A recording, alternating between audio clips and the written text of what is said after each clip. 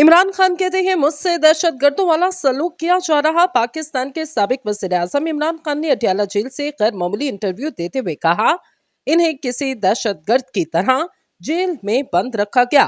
गैर मुल्की मीडिया को इंटरव्यू देते हुए इनका कहना था कि मैं 7 फीट बाय 8 फीट के डेड सेल में कैद हूँ, जो आमतौर पर दहशतगर्दों के लिए मखसूस, ताकि ये यकीनी बनाया जा सके उनका किसी से कोई राब्ता न हो।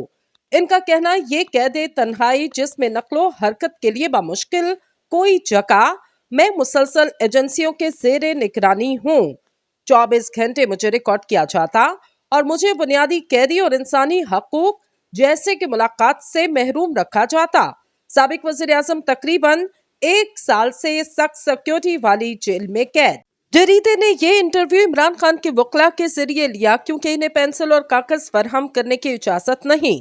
साबिक वज़ीर आज़म ने कहा, इंतखाबी नताइज और वोटर्स का टर्न आउट किसी हल्के इनकलाब से कम नहीं, जो मार्शल के माहौल में रूनमा हुआ। लोगों ने मुझे इसलिए वोट दिया क्योंकि वो मौजूदा निजाम से तंग आ चुके। हुकूमत की जानिब से पार्टी पर पाबंदी आयद किए जाने के ऐलान पर इमरान खान ने कहा, ये खेल मुझे और मेरी पार्टी को तोड़ने के लिए खेला जा रहा, लेकिन अल्लाह ताला के फजल करम से ना कुछ कामयाब हुए और ना ही होंगे।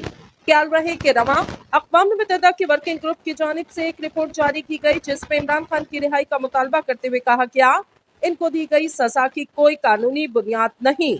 इस पर इमरान खान का कहना था कि कोई भी पूरी रिपोर्ट को पढ़ सकता और खुद देख सकता कि जो ना इंसाफी की गई, जिससे आखिरकार मुल्क को नुकसान पहुंचा। इनका कहना, मैं दूसरे ममालिक के रहनुमाओं और इंसानी हकूक की तंजीमों से अपील करता कि वो अक़वाम मुत्तहिदा के फैसले को पढ़ें और इस पर अमल करें।